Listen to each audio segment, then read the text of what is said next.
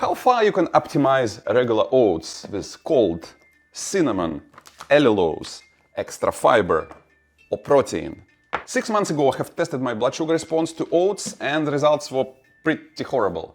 But since then I've been exercising every single day and put in some muscle. So I'm curious to see how much improvement can you get by training alone, and that's what we're testing today.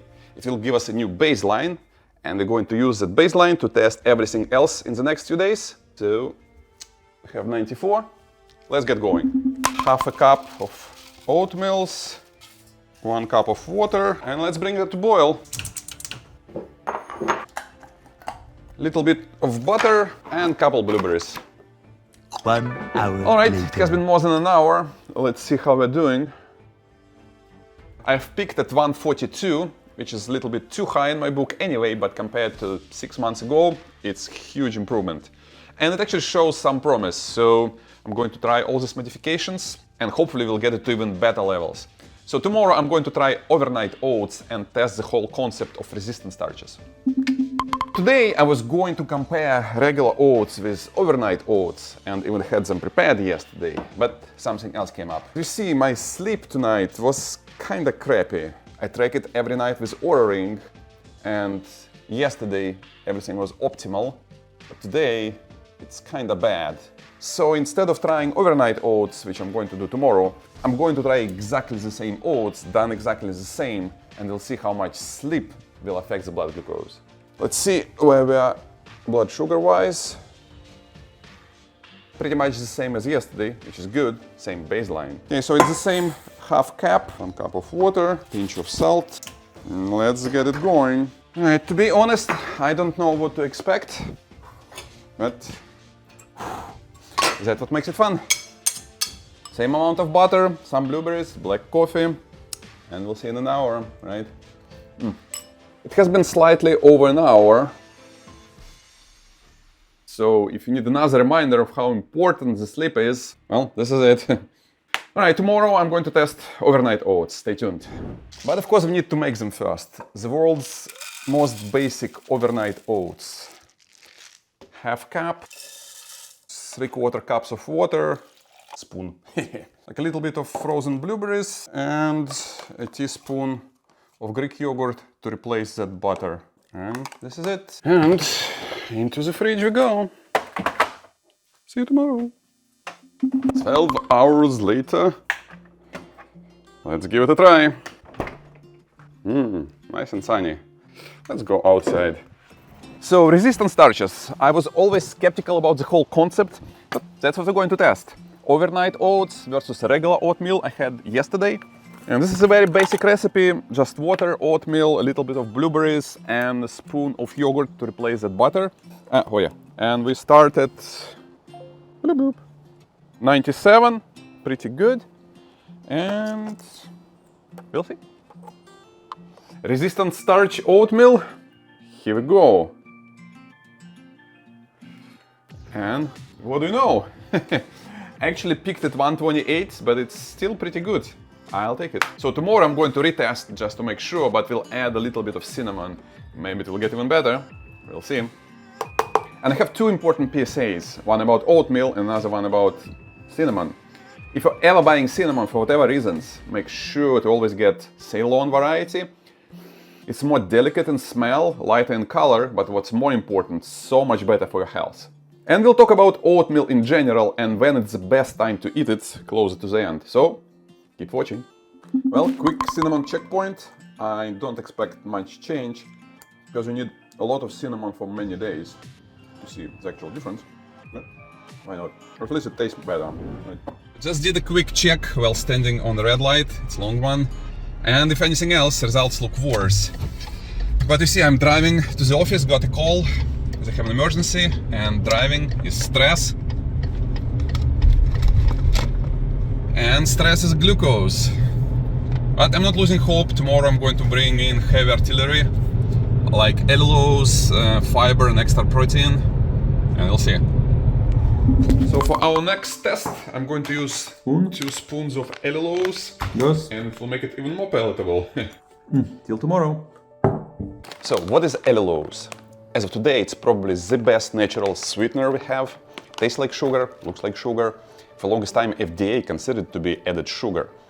It has a formula which looks almost like a fructose, but with one flip. And it's enough to trick your brain into thinking that you eat something sweet and start all those glucose disposal processes, but not enough to get absorbed and digested. So when you're done eating, your blood glucose level actually goes down. If you don't have it yet, go buy one. I have a link in the description. Yesterday, I used 2 teaspoons to prepare my overnight oats, and let's test them. Alrighty, what do we have allulose-wise? 138. It's not that much better than yesterday, just a few points. But taste-wise, it's like so much better. If you're into sweet things, allulose is no-brainer. Get some. So today we're going to test fiber. I've added a spoon of chia seeds to my skinny overnight oats yesterday night, and they're not skinny anymore. Hopefully fiber is good as I say, and we'll see some significant improvements. Well, right, let's check that fiber and see what we got. I actually spoke too soon. My blood glucose went up and started to go down, peaked at 124, which is super. And I was like, yeah, on my merry way, kayaking with the witches, if it or not. But then I decided to double check, and it went up again, and then crashed. But anyway, tomorrow I'm going to add protein into the mixture, and let's hope it will be in green.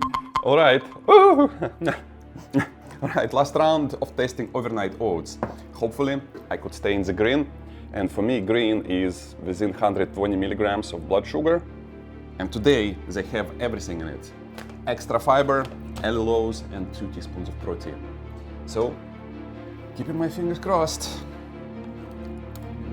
Alright, let's see what we got with that protein.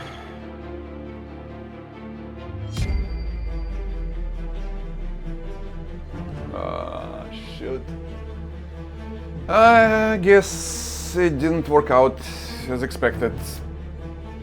I only have one trick left in my pocket, which I'm going to try tomorrow. And so, despite all this extra protein, chia seeds and cinnamon, overnight oats have failed us. Or at least as far as what I consider to be a healthy blood sugar response if you plan to live to 100. So what lessons and actionable conclusions can we actually make from this? And number one was staring at us all the way along. Overnight oats are not a balanced meal, it's a dessert. And number two, they have plenty of carbs, so you might not have enough glycogen stores or insulin sensitivity to safely deal with them while sitting on your ass. Or at least, I don't have yet. Maybe when I can do 20 pull-ups, I'll try them again, just like that. But for now, let's do something else. Let's deal with it the right way. Number one, why don't we have a good breakfast first? And number two,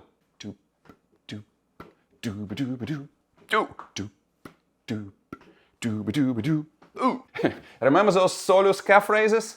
Well, let's add them into the mixture too, so we move a little bit, and we'll see what happens.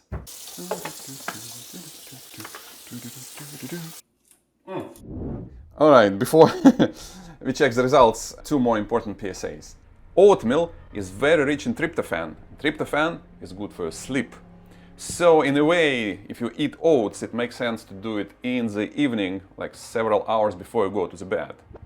Number 2, collagen is short on tryptophan, so if you eat it daily, you can mix it up with oats to balance things out. And now, let's see. Do you see how flat the line is? That's what I mean by healthy blood sugar response. And mine, of course, is going to be different from yours. That's why I recommend everyone to get a CGM at least once a year to recalibrate their food habits. And if you want to know more details about how to get it, what are the prices, how to get prescription, how to install it, I have it all described very well in this video. Please go check it out. And remember, living is smart, aging is bad, dying is stupid. See you there.